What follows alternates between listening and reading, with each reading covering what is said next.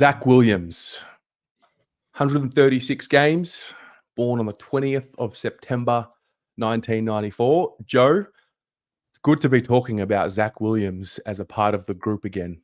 It is. He's like a new recruit for 2024. There's a lot of raps on him for 2023 in terms of his importance to the side and what he was going to be able to do. And then obviously struck down with that ACL pre-season. But yeah, it is. It's going to be fantastic to see Zac out there in this side, especially, and to see what he can do. Yeah. I recall the first time I bumped into him, and I think it was probably the first time I was really endeared to him. I think it's different when you watch players compared to when you meet them and you sort of get a taste of their personality. And I remember it was after we had lost to Collingwood in 2022, and he had obviously had a big layoff, came back pretty underdone and played pretty well in that game. And then he started his preseason really early, was flying, obviously struck down. And I remember the fire in his eyes at the time. And I also remember how devastated he was after he did the injury. I know most players would be, but I think for him, there's like a, I don't know if redemption arc is the phrase, but I don't think, actually, I know we haven't seen the best of him yet, and I'm sure he's aware of that. And now, having spoken to him, I know how much it's been eating at him to play his best footy. And, fingers crossed everything goes well for him. But the idea of him at his best in a backline where we like to move the ball quickly and we like to transition quickly, he just seems like he has all the attributes for exactly what it needs. He frees up Doherty as well to go through the middle, which we're going to need. We've lost some depth there with Dow and Fisher leaving the club, especially. We know we're going to get injuries at some point, so you still need Doherty to push through.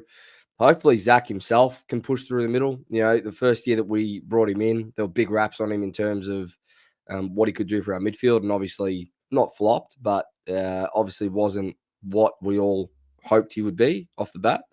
But yeah, out of the back line, we need silk in terms of ball use. And we saw the importance of like a Jordan Boyd, especially in that prelim final and the way that he was moving the ball in the first half from, defense to attack. So if Zac Williams can come in and have that sort of impact with his team, it's going to be very, very exciting. Very exciting. Yeah.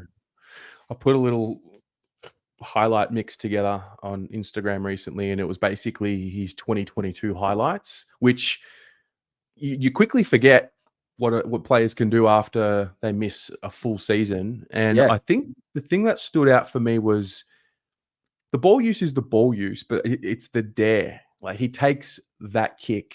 I think a lot of times early in the season, 2023, we're playing a little bit safe. He's not afraid to take on that kick and open up the ground. And sometimes it doesn't come off, but more times than not, it comes off. And I like that element to his game.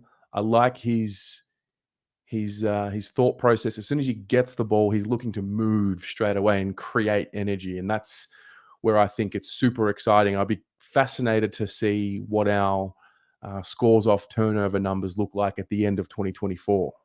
I think our scores off turnover in the Melbourne game were quite high. I think we scored 41 of our 73 points from turnover or something that day. So imagine him in a final where the ball is, pinging back and forth like it was in that. He would absolutely thrive. I remember a game, was it against the Gold Coast? He had something like 34 kicks or something. And he was just almost every single one of those kicks, I remember just being effective, like just incredible. So yeah, it's he is almost like a new recruit. It's like, it reminds me of when we got Charlie back for 2021. I know he played a few games at the end of 2020, but for 2022, he played a few games at the end of 2021.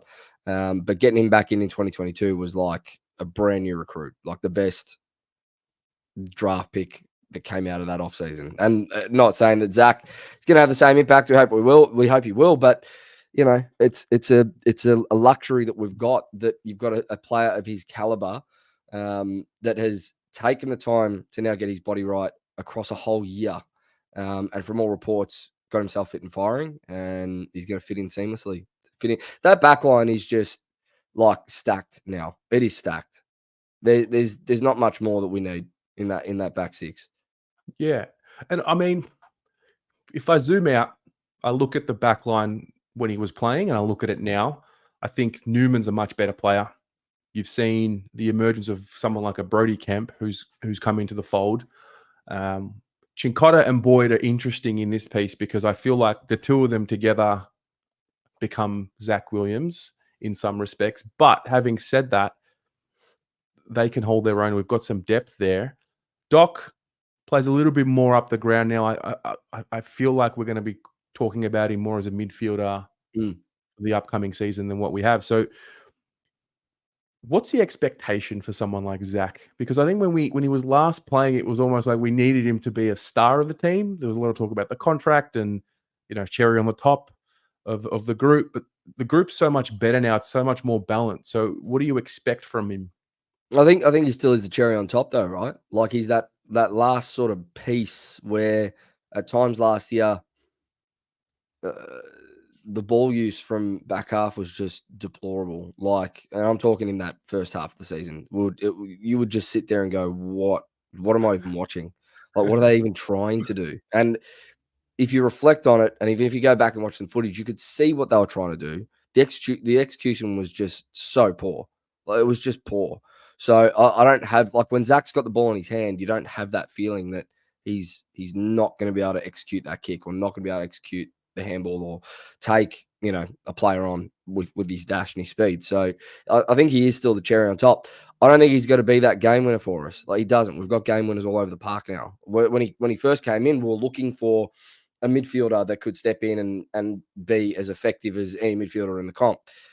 Not the player, unfortunately, but I think he can be that cherry on top from the back line, which we sorely missed at times last year.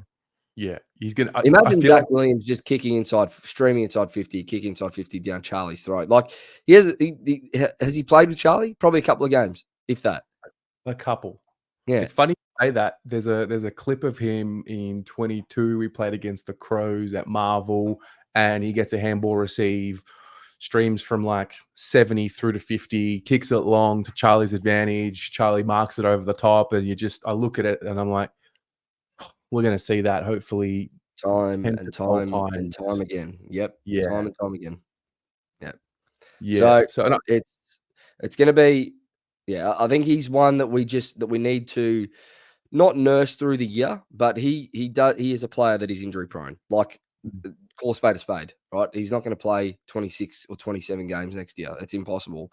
So similar to how we saw our fitness department get certain players through the year this year, I would temper if we're talking about expectations of what we want him to be, the only expectation I would temper is that we're probably only going to see him.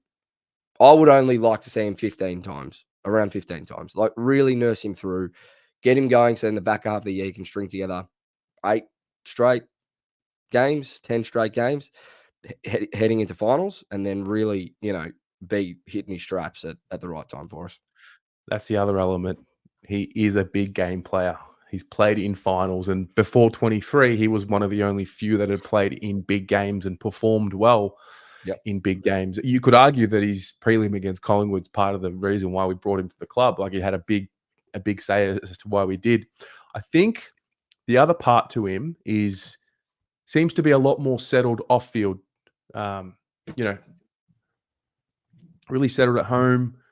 Got his daughter, his partner. Like, it just seems like he's really settled down as a human, and I don't think that can be understated for a player. When you go away from football, is your life chaotic or is it peaceful? I mean, I'm sure raising a family isn't as peaceful as what I might be suggesting, but I think it also gives him that outlet, gives him that joy, and I think having a year on the sidelines as well probably really eats at that desire to want to play and want to be your best. So I'm just expecting him to just be playing his best football, whatever that looks like. I know it's going to be better for the team, and it's exciting. He's finally back on the agenda in the conversation, which is great. Yeah. No, I agree. Yeah. All right, guys. What about you? How do you talk about Zac Williams when you think about the upcoming 2024 season? Let us know in the comments below.